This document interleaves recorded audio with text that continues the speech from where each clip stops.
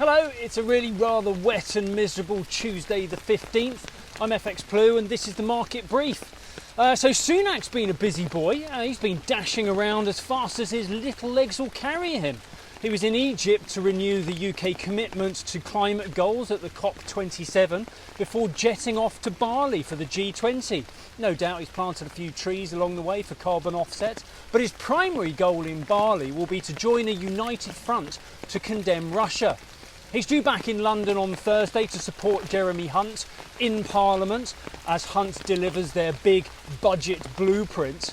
Various points have been drip-fed to friendly journalists, presumably to soften the blow of higher taxes and spending cuts that are bound to figure on Thursday. Meanwhile, Labour has called for tax to be aimed in the right direction.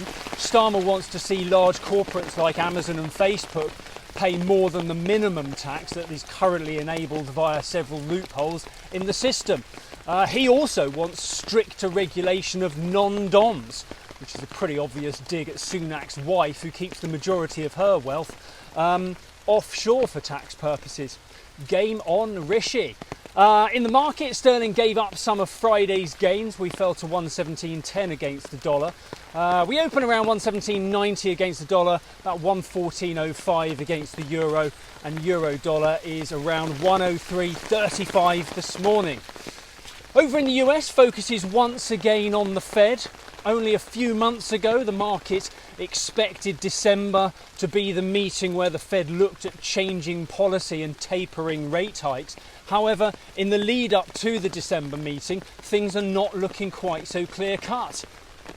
Inflation looks like it could be trending lower, but the employment market remains pretty hot. As such, most Fed members are keeping their cards close to their chest, and Powell is assumed to want at least one more hike, especially while the data is still supportive. Biden is in Bali, fresh from the mid-term success. He met with the Chinese president, who is also fresh from solidifying his position in the Communist Party conference. Aside from the standard fist bumps or high fives or whatever world leaders do to congratulate each other these days, the chat centred around Taiwan.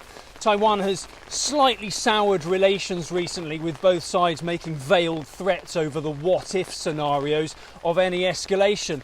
However, despite all that sabre rattling, they share an important relationship, and hopefully they can form part of the united front against Russia at the G20. The dollar recovered as the risk-on reaction faded after the Russian withdrawal from Kyrgyzstan, and that saw the dollar index climb to around 107.25 yesterday. Right, well, that's it from me today. Hope things brighten up for you. Join me again tomorrow.